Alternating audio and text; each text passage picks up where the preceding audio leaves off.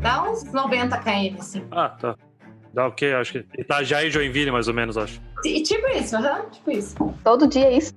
Todo dia, eu tava explicando, né, que com a pandemia não, né, mas no fluxo normal, sim.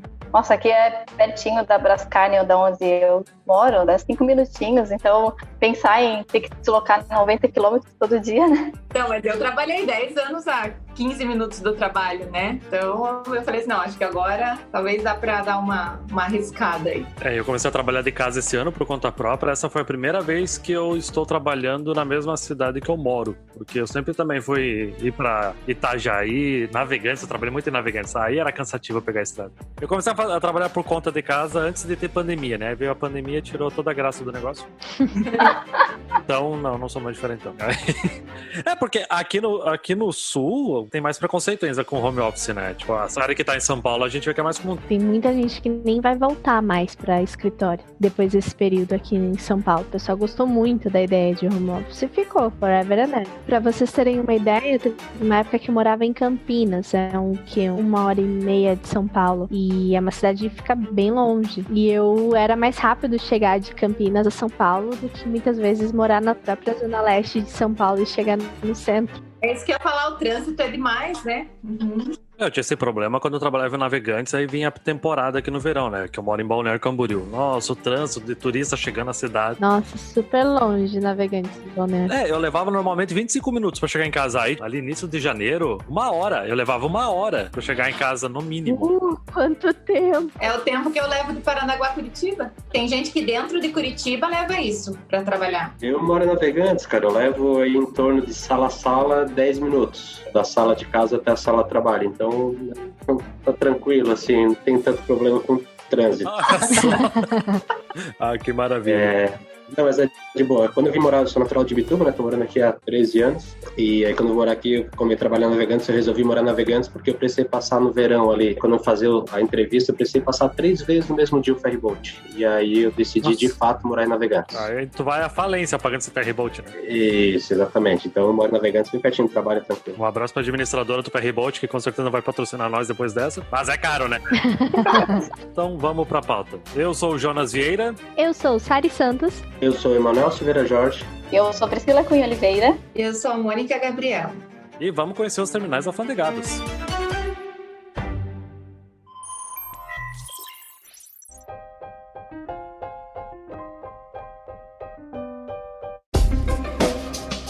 Saudações, movimentadores da balança comercial ao InvoiceCast. Continuamos com a nossa série Histórias e Reflexões do Comex para conversar sobre os terminais portuários. Pois se sua carga vai viajar por mar, ela vai precisar de pelo menos um porto para carregar e outro para descarregar. E não só isso. É aqui que acontece o despacho aduaneiro, armazenagem, vistorias, contagem, separação. Então, se é um momento tenso para quem atua no comércio exterior, com certeza também é para os terminais portuários. Por isso temos hoje 3 convidados com muita experiência e história para contar nessa área. Emanuel, quem é você na fila do carregamento? Vamos lá. Eu sou o Emanuel, trabalho na Portonave aqui há 13 anos, responsável pela parte operacional aí do terminal. Passou de 10 anos, já nem sabe mais quanto tempo direito tá na empresa, né?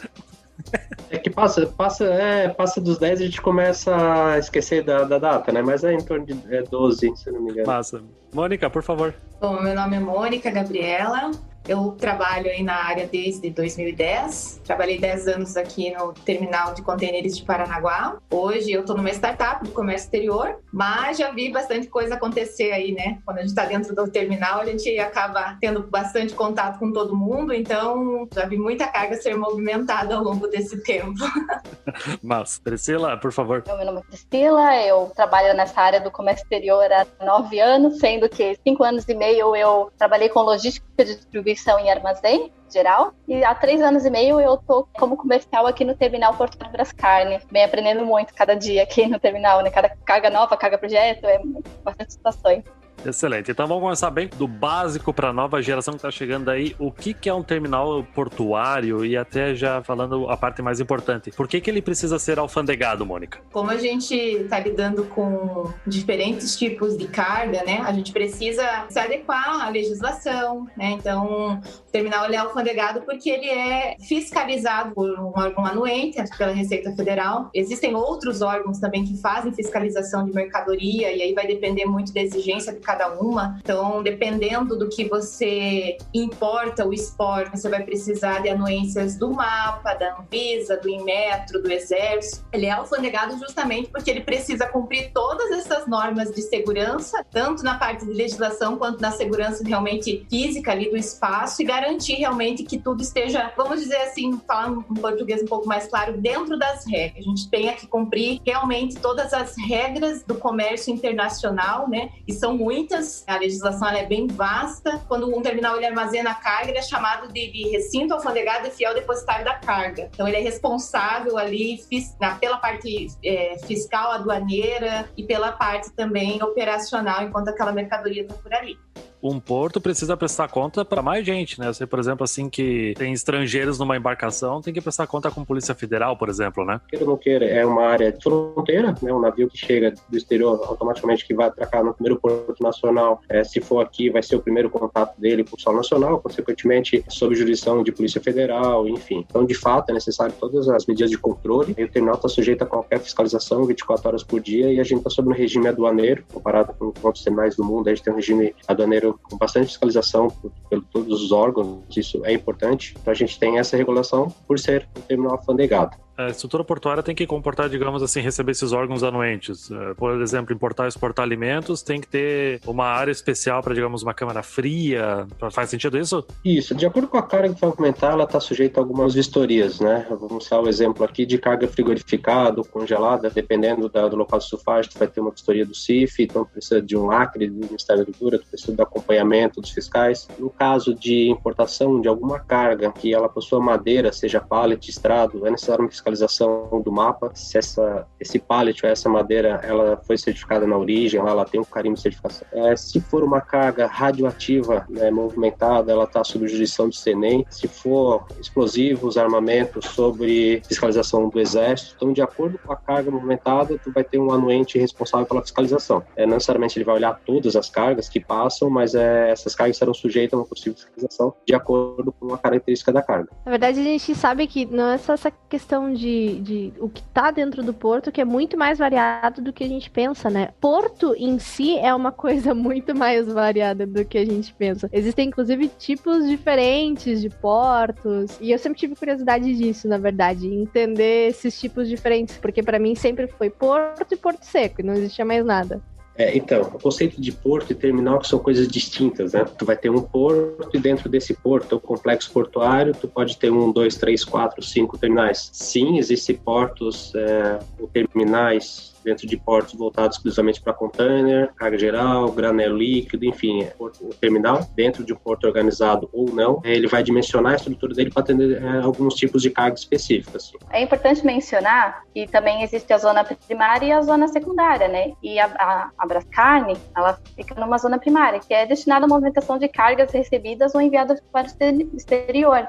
Então, aqui acontece esse primeiro contato, né? Seja para embarque e desembarque de cargas ou de passageiros, desde que tenha um outro país como origem ou destino, né? E já as zonas secundárias, que são os demais recintos alfandegados em território nacional, ele não tem esse contato direto com o exterior. Aí, exemplos disso são os portos secos e os armazéns de encomendas postais internacionais, de mercadorias que são posteriormente nacionalizadas, né? Que a gente chama de porto seco. Por exemplo, o TCP, que a Mônica trabalhou, e a Portunave, eles são focados em container, né? O negócio deles é container. Mas a Brascarne, ela é um porto menor e ela costuma fazer operações mais por demanda, né? Não nas linhas diretas como a gente vê de navio full container, né, Priscila? Exatamente. Aqui na Brascarne a gente recebe muitas cargas projetos, porque a nossa estrutura hoje, a questão de via, disponibilidade de via, que a gente pode receber navios até 190 metros de comprimento, diferente do Porto de Itajaí, que tem e navegante que tem capacidade de receber navios muito maiores. Então não é viável desse tamanho para colocar containers, o frete marítimo não compensa, não tem linhas regulares que possam carregar aqui na Brascarne com esse tipo de carga. Então, a gente acaba focando mais nesse tipo de carga-projeto, cargas siderúrgicos, tubos, bobinas, chapas de aço, também na parte de cargas reefers, que a gente já fez muito aqui na Brascarne, toda essa estivagem manual, né? Em vez de a gente colocar containers dentro do navio, nós vamos colocar a carga solta do cliente, de uma forma manual. Não são muitos que tem aqui na nossa região que fazem esse tipo de movimentação, né? Eu não tinha oportunidade de liberar carga lá em TCP. Além de container, movimento exportam mais algum outro tipo de carga, assim? Tipo, sei lá, o Paranaguá é forte, por exemplo, no agronegócio, né? Porque o TCP, ele tem concessão, né? Então, dentro da área pública. Então, pegando esse gancho aí dessa explicação dos tipos de portos e tudo mais, se você observar aqui a região de Paranaguá, a gente tem aqui diversos berços, né, que a gente chama, de ponta a ponta do cais, né, como esses berços eles são numerados, por exemplo, o TCP fica numa ponta onde tem do berço X ao berço Y, por exemplo, né, são as numerações ali destinadas para o TCP. E aí depois vem vindo para outros terminais e para outros tipos de operação. Mas ali pelo cais, né, pelo berço do TCP, realmente a operação é de container mesmo, é containerizada, mas existem algumas operações de carga projeto, né? Mas aí são mais específicas. E também tem a operação de navio ro-ro ali, né? Que aí faz toda a operação, é um outro operador portuário que faz, que cuida, mas é ali por aquele cais. Então, assim, carros, ônibus, rodantes, né? Que a gente chama, mas tratores, a gente já viu caminhão de bombeiro, né? Ser trazido por ali, mas tem uma operação de carros bem forte ali, é bem movimentado aqui na região. O navio ro-ro, Mônica, é aquele que o casco abre como se fosse uma rampa, é isso, né? Isso, justamente. Então, existe essa operação ali também, além de carga projeto, mas aí a carga projeto ela já vem um pouco mais específica, sobre demanda, é o que faz sentido e o que não faz. E o que eu acho interessante também é que dentro do terminal existe o armazém, né, para além de fazer esse atendimento que a gente comentou aqui para vistorias, né, dos órgãos anuentes, então uma câmera frigorífica, um espaço para que a Receita possa avaliar as cargas que caem em canal vermelho, exigência de vistoria física. Tem também todo o espaço dentro do armazém com prateleiras para armazenar daí as cargas que são desconsolidadas, aquelas cargas LCL que a gente fraciona dentro de um container vários lotes de diferentes compradores e aí quando chega aqui, você desmembra isso e armazena. Então tem um espaço bem grande também ali e é um nicho, né, querendo ou não, aqui do mercado, fazer esse armazenamento ali dentro, né? Paranaguá também tem outros armazéns fortes que prestam o mesmo serviço, então fazem esse armazenamento de carga desconsolidada. Essa variedade que a gente tem aí de cargas me faz pensar o que de fato a gente consegue ter de tipos de cargas dentro dos portos, porque o ro-ro especificamente é um tipo, refrigerado é outro tipo, mas quais de fato são os tipos de carga que a gente alcança a cobrir hoje? Eu costumo fazer um link muito forte assim entre o que você vê no mercado, na prateleira realmente do mercado, você já pode pensar na origem daquilo, né? Se aquela origem é nacional, se de repente aquele produto veio de fora. Quando a gente está falando do refrigerado, a gente está falando do quê? De frango, de carne, né? A gente está falando desse tipo de mercadoria. Agora, quando eu falo de carga seca, né, que é como a gente chama, ou essas cargas que elas são desconsolidadas, você vai ver de tudo. Você vai ver desde material têxtil, você vai ver peças para automóveis, tem muito, é bem forte isso, né, para atender a linha de produção dos automóveis. Essa época, assim, muito próximo do Natal, é quando tá chegando as mercadorias de fora, realmente, desde enfeite, natalino, todo tipo de produto que você possa imaginar que a gente encontra no comércio, ele acaba passando pelo porto. E outra coisa que eu acho bem interessante, que acho que pouca gente conhece, é a operação de mudança também, que a gente acaba recebendo muita mercadoria de quem vem de fora. Por exemplo, eu me mudei lá de fora, vim morar no Brasil, ou, né, tava morando lá e voltei pra cá. A bagagem desacompanhada, isso aí é terrível de fazer a importação, meu Deus. É bem chato, é bem chato. É bem complexo, né? Exige muito. Esses dias eu vi um vídeo, inclusive, que me deixou com muita curiosidade, um pouco de angústia também. Era um vídeo de uma carga que estava sendo levantada, uma carga de vinho, e não sei que avaria que aconteceu naquele container que tava com um chuveirinho de vinho pra tudo que é lado. Eu fiquei, gente, mas como que isso aqui chegou a esse ponto, né? A carga, tipo, colocaram todo o vinho dentro do container ali, porque não tem explicação. Parecia que tinha uma piscininha dentro do container. A gente tem esse tipo de situação, assim, de carga? Existe, assim, O que a gente fala dentro, né, de um terminal, existe uma área especificamente para tratar de avarias e indenizações. Então, ali você vê todo tipo de situação que dá dó realmente. Então, dependendo da forma como o produto ele foi acondicionado dentro do container, se você não fez a peação direito, não amarrou, um exemplo, tem as bobinas de papéis, né, essas gigantes. Dependendo da maneira como você coloca, não tem como ela se sustentar. Vai tombar de algum lado, vai avariar a própria estrutura do container. Então, eles colocam como se fosse uma base, assim, que é própria para aquele tipo de mercadoria, por exemplo, para ela poder se sustentar. Então, esse tipo de situação, normalmente ela vai acontecer porque a mercadoria não estava devidamente acondicionada ou porque, de fato, foi manuseada da maneira incorreta. Não, tá falando de vinho, dá até uma sede agora, na real. De fato, nesse caso, muito provavelmente era um bag, né, um saco grande, né, de armazenar vinho, e aí muito provavelmente, presumo eu, teve alguma avaria de sela, que pode acontecer, ou seja, dentro do navio tem as cell guides ali, que são onde tu encaixa o container, um monte de gavetinha a bordo, né, e a gente tem que encaixar o container certinho ali, e pode acontecer de tu avante ou arré, enfim, painel frontal ou porta, tu ter um contato com a estrutura do navio e tu danificar uma parte do container. Como ele é um bag, ele fica condicionado no container, geralmente container de 20, e via de regra também, toda a carga de vinho ela deve ser armazenada no navio abaixo da linha d'água. Então, geralmente vai no porão e abaixo da linha d'água para manter a temperatura durante a viagem, né? Falando nisso, como é que um porto sabe qual o próximo container tem que ir para um navio? Como é que sabe a organização disso? Sério, para mim isso é surreal. Tem um flanelinha chamando a embarcação para chegar. Eu não faço ideia como é que é essa organização, sério. Tem uma equipe operacional que cuida disso e não sei como é que é aí, Manuel, mas aqui em Paranaguá, antes era tudo muito manual, né? Antigamente, ali uns 5, 6 anos atrás, era tudo muito manual, mas é feito um plano prévio, né? Você recebe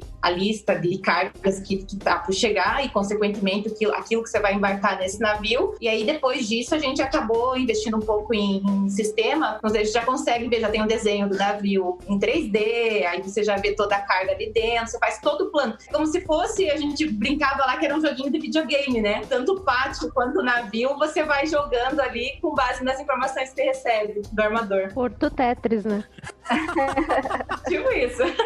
Eu até ia comentar que há um tempo atrás eu cheguei a trabalhar com disquete, mas eles vão começar a fazer conta e achar que eu sou velho apesar dos cabelos brancos, né? O que é isso, disquete, né? O pessoal vai perguntar.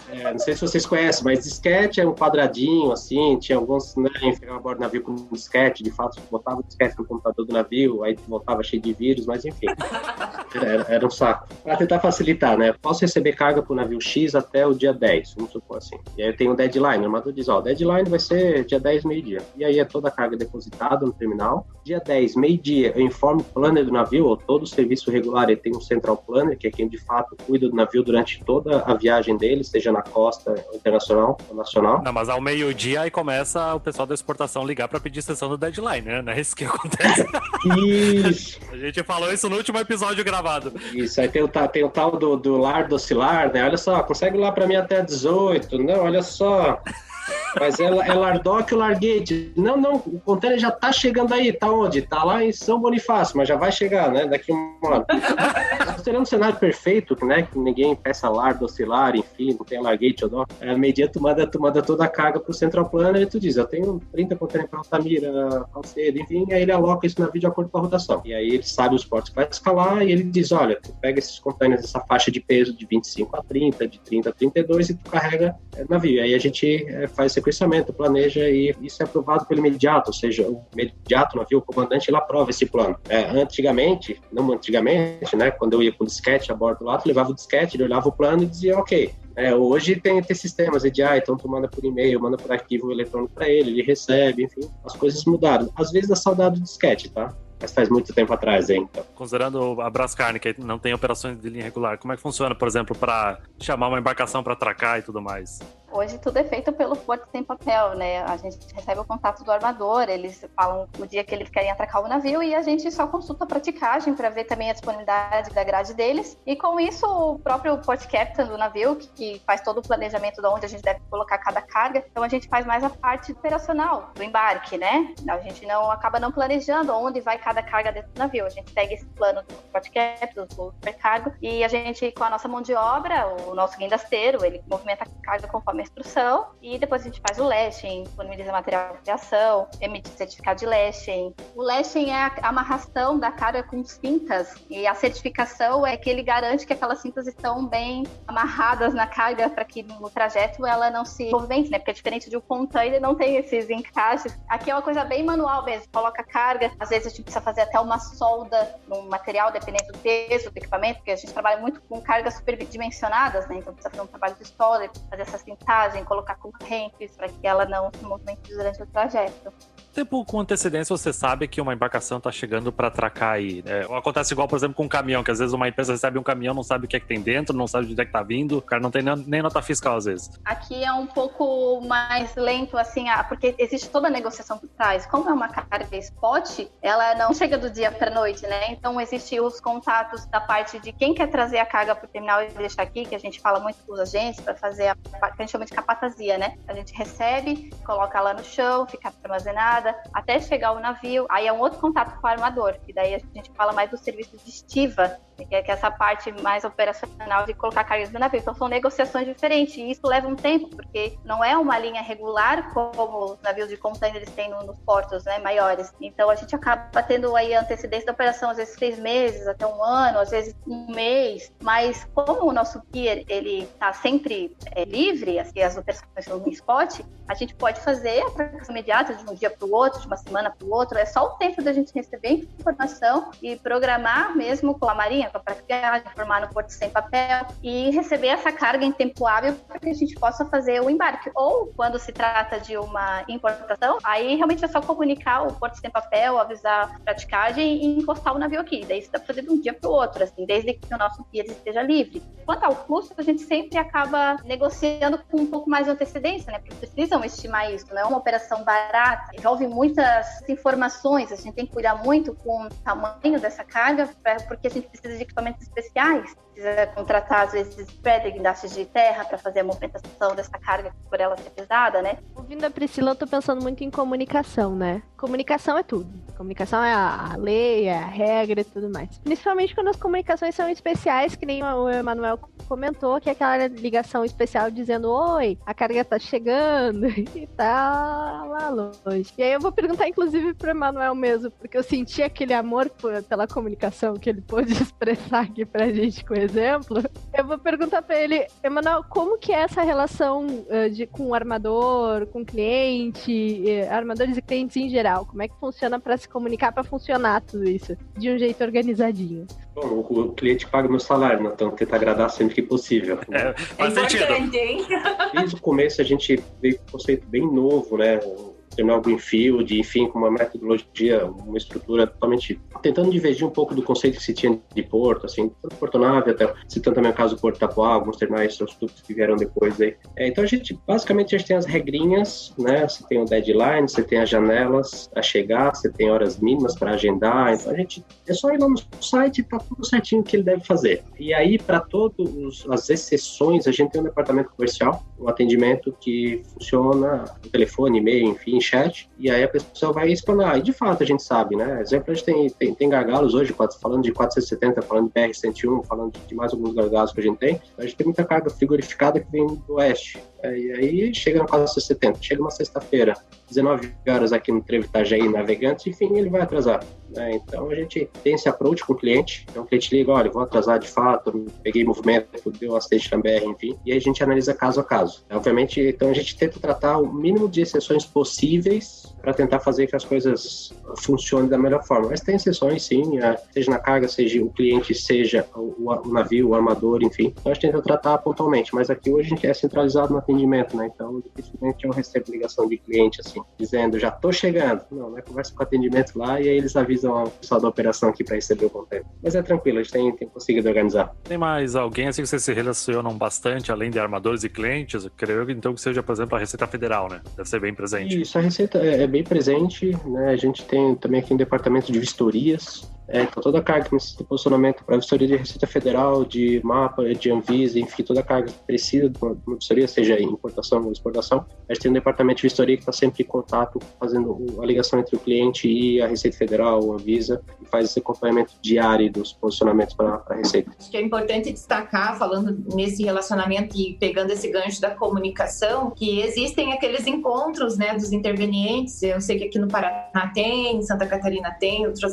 localidades também. Todos os intervenientes, desde despachantes, terminais, Exército, MAPA, Anvisa, um representantes de cada um deles que faz presente para fazer discussões relacionadas à melhoria realmente. Discutem-se os números, o histórico, então é tudo muito organizado, né? E aí, havendo, por exemplo, a necessidade de uma comunicação com o mapa. Hoje, como tudo é via sistema, você já vai saber quando a tua carga caiu com uma exigência, que você vai precisar se apresentar para fazer uma vistoria física ou que você vai precisar apresentar algum documento adicional. Claro que se houver necessidade de ter a comunicação, aí ela vai acontecer. Acho que em Paranaguá eles têm ali um departamento que fica responsável por essa comunicação, justamente para não ficar aquele oba-oba do tipo, deixa que eu falo com o fiscal, eu que vou falar também, porque na urgência, no momento que você tá com a carga ali e precisa, né, para ontem, porque eu sempre digo que é tudo muito crítico, tudo é muito urgente, né, nesse nosso universo, então tem que ter essa organização de fluxo, né, e aí faz contato, sempre que necessário com o mapa, eu preciso falar com a Anvisa, preciso falar com a própria Receita, enfim, existem essas particularidades sim, dependendo da situação, né.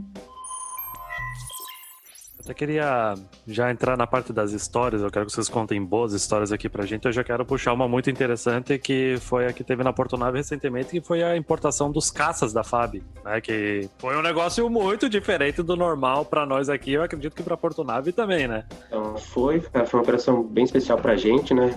Obviamente, como a Priscila falou, por isso que é uma carga spot, então a negociação, de fato, ela durou 1 ano, né? No dia que a gente descarregou, em setembro, as negociações haviam começado 1 ano antes, tinha alguns outros terminais, Portonave, tinha algum terminal no Rio, ou enfim, no Norte e Nordeste lá também. Foi 1 ano de negociação. Obviamente a gente tem um diferencial de estar muito próximo do aeroporto aqui, isso contou positivamente. A estrutura, então eles vieram aqui durante este 1 ano, o pessoal da SAB, da Força Aérea, estiveram no terminal algumas vezes, olhando a estrutura, olhando acesso, equipamentos, enfim, então teve uma pré-preparação. Foi um trabalho bem interessante, eu já tinha trabalhado com as cargas projeto, já descarregou no passado a montanha-russa do Beto Carreiro, então quando vocês forem andar na montanha-russa, eu lembro que ela foi descarregada com a gente aqui. E a gente teve também recentemente a roda gigante de Balneário. A roda gigante vai ser colocada lá, a gente descarregou recentemente também aqui. Então, obviamente a roda gigante ela veio em flat rack, né, container com excesso, foi um pouco mais tranquilo. E o caça foi bem interessante, foi um trabalho, obviamente tinha toda uma questão de sigilo, de informação. E o pessoal me ligava, Manuel, que hora vai sair o caça da Portonave? Eu falei, não sei. Mas como tu não sabe? Vocês vão tirar? Eu falei, mas eu não sei. Então a gente foi avisado da saída do caça aqui para o aeroporto 1 hora de antecedência. Então às 3 horas da manhã eles ligaram, às 4 horas a gente vai sair. E durante o dia todo, me ligando, que hora sai. A gente em cima da figueira, das árvores, aqui dos postes, para esperar o caça sair, enfim. Imagina, a imprensa querendo tirar foto e tudo mais, tudo louco para saber, né? Jornalista que mais tinha na região aí. Mas foi bem legal, foi uma versão bem planejada, assim, a gente passou, obviamente teve algumas 2, 3 noites que eu não consegui dormir muito bem, enfim, tô um pouco preocupado, né? Mas a gente planejou bastante, toda a inspeção do material, toda a análise da operação, e assim, deu tudo certo, a gente foi basicamente como a gente planejou, os horários previstos. Como a Priscila falou, por ser uma carga especial, então a gente teve trabalho de solda a bordo, né, que a estrutura do caça estava em cima de outra base, que era soldado, então a gente teve que entrar com equipamento, aí tu tem que entrar com o pedido de trabalho quente no navio, enfim, mas deu tudo certo. Em que tipo de embarcação que veio? Ela veio só esse caça dentro ou veio com mais container junto? Fizeram um pacotão estilo ida pro Paraguai? A gente veio só o caça, se eu não me engano o navio passou, antes de chegar aqui, acho que ele passou em algum porto, não lembro agora, mas para nós aqui ele veio só o caça no navio projeto. Então ele tem esse navio, ele tinha acho que 3 porões, e aí ele tem os hatches ali, então tu abre ele a hidráulica, é bem tranquilo. Mas foi navio de carga projeto aí. Mas foi bem divertido. Certa vez a gente estava olhando pela janela aqui do terminal e passava um módulo da Petrobras do Rio, né? Eu estava meio revolto. E até a galera olhou assim e falou, nossa, como é que esse módulo sai assim nesse tempo, né? Isso aí vai afundar. Beleza, passou o tempo, passou o dia ali, e no outro dia a gente acordou com a notícia que o módulo tinha afundado de fato. Boquinha, hein? Foi lamentoso, né? Porque a gente não foi de maldade, mas é que o mar estava muito agitado naquele dia. E aí, até apareceu outro módulo da Petrobras que parou ali no Porto Ajaí, a gente negociou com eles para trazer aqui para Brascarne. E esse módulo também ficou parado, porque ele não podia seguir viagem, visto que tinha acontecido essa eventualidade, né, essa fatalidade. Então, ele teve que ficar parado aqui por um bom tempo, até que a Marinha autorizasse essa liberação, né? Então, ele tinha a previsão para ficar aqui na Brascarne por alguns meses. Nesse meio tempo, nós negociamos um navio de carga-projeto, com uma operação bem grande de eletrocentros aqui no terminal. A gente recebeu 11 eletrocentros com dimensões de 7 metros de largura, 4 metros de altura. É tipo uma casa de máquina. Parece uma casa, ela é gigante, assim. Ela tinha 19 metros de comprimento, 53 toneladas. Era uma coisa, assim, incrível. Então a gente negociou isso aí nesse meio tempo, enquanto o módulo estava atracado aqui, porque ele já ia sair em seguida. E a operação desse eletrocentro levou alguns meses para receber tudo e fazer vários ajustes aqui internamente que eles têm, fazem algumas soldas, fazem a lonagem desse material, enfim. Quando estava tudo ok, aí começou a vir a previsão do navio, né? O navio vai sacar dia tal. Aí, nossa, esse módulo não sai mais da Brascarne, né? E agora? E aí a Marinha não liberava o módulo para seguir o percurso, o destino dele, que era Espírito Santo, né? E ele ficou aqui há algum tempo, e a carga do cliente também estava aqui, mas ainda assim o navio não estava assim, não tinha atracado. Aí, quando a gente conseguiu a liberação da Marinha para movimentar esse módulo aqui internamente, aí o navio chegou, assim, foi tudo assim, na hora certa, assim, o módulo pôde movimentar, a gente conseguiu atracar o navio, aí a gente conseguiu fazer os embarques dos eletrocentros, o navio foi embora, foi sucesso, assim, foi incrível essa operação aqui internamente pra gente, zero avaria, zero problemas, né? Só tivemos essa preocupação ali, que o módulo ainda estava atracado e o navio tinha chego, então a gente conseguiu fazer essa operação, o módulo voltou pro lugar depois e ficou ali. Aí ele acabou até fazendo aniversário aqui na Brascarne, quando ele fez 1 ano atracado aqui, aí a Marinha liberou de fato para ele seguir viagem, num dia tranquilo, né, que o mar não estava agitado. Fizeram um bolinho de aniversário, mandaram uma indireta para a Marinha, uma oferenda para Iemanjá. Mas a questão mesmo era mais climática, né? A movimentação que fizeram não teve esse cuidado de ver essas condições climáticas, mas na segunda, né, teve todo o cuidado, né? Porque imagina, se isso aqui sai e a Marinha deixa ele sair e ele afunda aqui na frente da portonave, daí assim a gente finalizou esse. O que aconteceu, que eu me lembro em Bituba, eu vim de Bituba, eu trabalhava lá no porto, e a gente uma vez congelou uma carga de sapato. Chegou um rifle menor, né, rifle não operacional. E aí tu avisa que é o nome, né, porque traz, enfim, né, e aí chegou um rifle lá, o cara do motoramento fechou. O rifle olhou a temperatura do despachante na dúvida, se botava nó, botava qual temperatura? Ele botou 0. Só que botou 0 para dizer, não tem temperatura, né, e aí a gente congelou, a gente ligou o rifle, aí passou 2, 3 dias, aí eles ligaram, o rifle tal, embarcou, tal, tá mostrando ele diariamente aqui, temperatura 0. Como assim temperatura 0? A carga é sapato.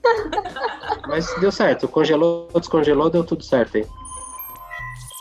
Eu costumo dizer que tem história pra contar, porque parece que toda vez que você levanta da cama pra trabalhar, você não sabe o que vai acontecer. Então, dos últimos episódios, naquele momento eu entendi que tudo poderia acontecer nessa profissão, né? A gente recebeu uma solicitação de cliente e tal, desesperadíssimo, dizendo que o navio estava atrasado, que estava tudo atrasado, e que ele precisava do piano do Paul McCartney, porque o Paul McCartney ia fazer um show em Curitiba, e ele tinha que ensaiar. E ele não ensaiava se não fosse com o piano dele próprio. E da onde que estava vindo esse piano? Estava vindo aqui para Paranaguá, faz sentido, né? Mais perto, mais próximo. E pensa, né? Um show daquela magnitude, a gente tá falando aí de uma estrela, né? E aí ficou todo mundo naquela apreensão e o despachante responsável da maior neura, né? Daquela confusão imensa. Eu sei que foi assim, um Deus nos acuda, porque todo mundo se envolveu, né? Porque aí se envolve a gente ali que era do atendimento, aí é o pessoal da operação, é o pessoal do comercial, daqui a pouco sobe pra diretoria,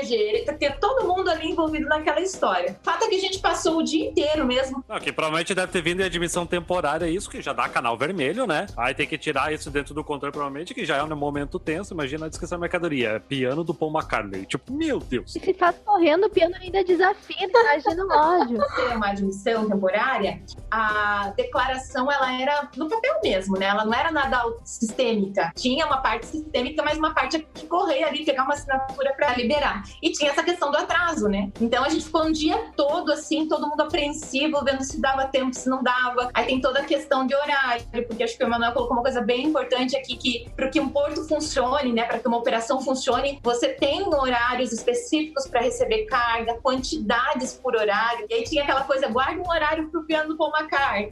E daí não dava, passava aquela hora, guarda um horário pro piano sair daqui e chegar em Curitiba. Fim das contas, à noite, né? Quase na hora de dormir, pega lá o e-mail, chega lá um agradecimento e o piano bonitinho no hotel ali, prontinho pra ele ensaiar. Salvo engano, ele nem chegou a ensaiar nesse piano, tá? Teve uma fã do Paul McCartney que falou, olha, não teve ensaio, o povo ficou maluco, não sei o que. Eu falei assim, tava lá, entregue e foi. Aí é problema dele também. Exatamente. É o clássico processo que falam que é urgente, a hora que a carga chega fica lá mofando e ninguém usa e não era tão urgente assim. É o legítimo live and let die. Ótimo. Aqui também aconteceu umas situações um pouco inusitadas, né? Porque devido a depois da enchente, aí começou a aparecer capivaras. E aqui a capivara teve acesso à noite, às vezes elas vêm fazer uma visita aqui. E um cliente também decidiu passar aqui pela Brascarne à noite para dar uma olhada nas cargas e tal. Aí, de repente, ele pisou ali na situação que a capivara deixou ali, né? Que isso? A capivara deixou ali uma surpresa ali, o cliente pisou. Descarregou uma carga, fertilizante. Descarregou. Verão. Descarregou o fertilizante ali no nosso costado ali, foi engraçado, né? Hoje a gente ri, né? Mas na hora a gente chora.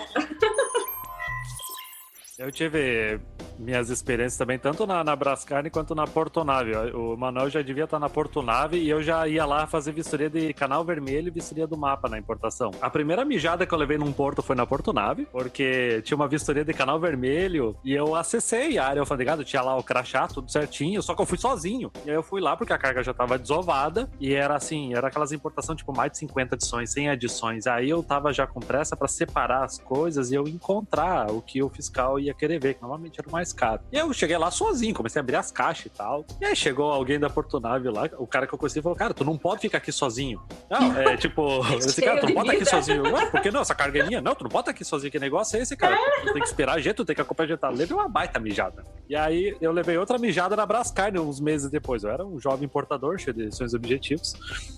Exato, com vontade de trabalhar, mas aí eu era muito metido. Tinha uma carga do estaleiro que era um monte de tubo, mas eram uns tubos, gente, que assim, uns schedules gigantescos. Tubulação de embarcação é, tipo assim, 60 centímetros de diâmetro, sabe? Isso tudo tava empilhado. Monte de tubo. E aí eu andando na frente daquela pilha. E aí chegou o cara da Brascarne e falou assim, cara, o que tu tá fazendo aqui? Eu, não, tô conferindo a carga que caiu em Canal Vermelho e tal, né? Cara, tu não pode ficar passando aqui na frente, isso aqui tá empilhado, o teu risco de cair e te matar isso aqui, cara. Eu, tá bom, então foi outra mijada, né? Porque eu quero falar, porto é um lugar perigoso, né, gente? Não dá pra ficar passeando assim sem ninguém, né? E tem a faixinha ali de segurança, né, pra passar.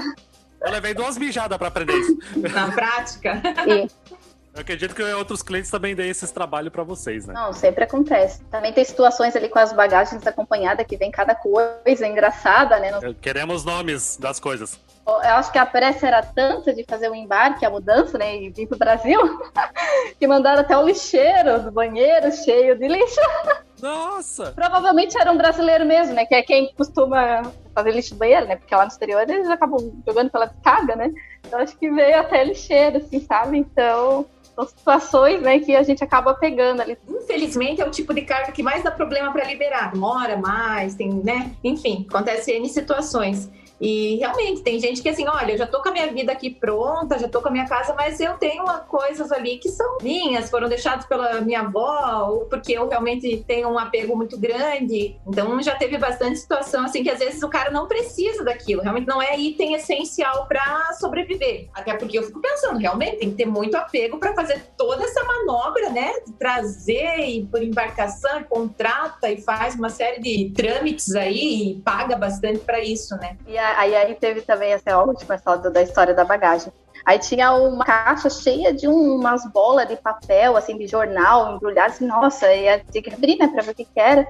Aí a gente, desfez aquela bola de papel pra ver um copinho minúsculo, né, dava pra ver que era uma coisa meio que colecionável, assim, de uísque. Então tinha o nome do país, um copinho bem. Beleza, então eu já falei, nem vão mexer nesses papéis, porque tem um copinho, tem esses copinhos que não dá nem pra ver onde que tá o copinho no meio do papel, porque é tanto papel que você acaba não percebendo que tem um copinho ali no meio, de vidro. Aí beleza, deixamos tudo quietinho ali, aí depois veio a informação que o fiscal foi fazer a vistoria, desenrolou um daqueles papéis e deixou o copo, caiu, quebrou o copo do cliente. Aí eu já, exatamente, nossa, e agora? Eu ia falar pro cliente que quebrou o copo, porque eu imagino que seja uma coleção, porque era vários copos que eu imagino que tinha, né?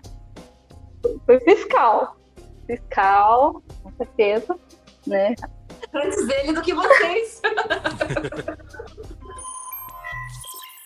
A gente sempre vê aquelas cenas de filme onde acontece alguma coisa dentro do porto, né? Onde acontece aquela luta, todo aquele combate lá dentro do porto e tudo mais. Gente, mas e aí?